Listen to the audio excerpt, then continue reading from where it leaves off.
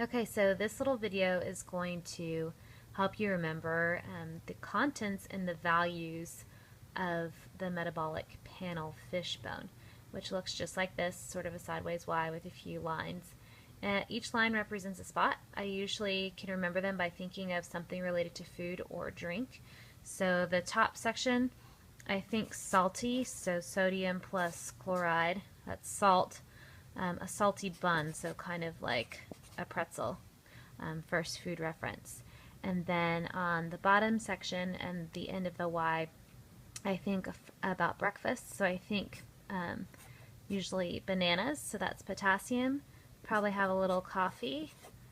This is actually bicarbonate, so it doesn't really make a whole lot of sense about coffee, but CO, I just think of coffee. And with coffee comes cream.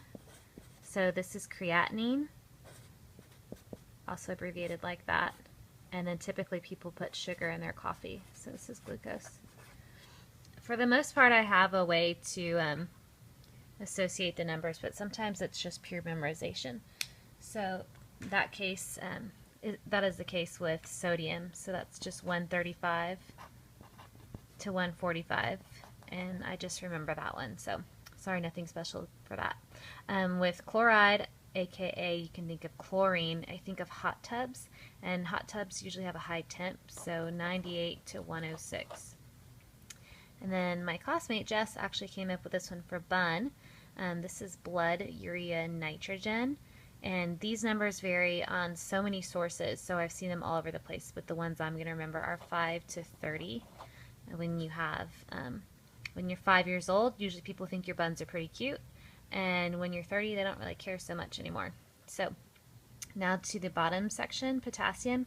Usually there's 3 to 5 bananas in a bunch. So if you go to the grocery store, you probably usually get 3 to 5. And coffee, you drink a lot of that when you're a grad student, so your age is 22 to 28. And cream, you just put a little bit, probably half to 1 tablespoon of creatinine. Glucose is another one I just memorized, 70 to 100. Again, this one has lots of varying numbers. That's it.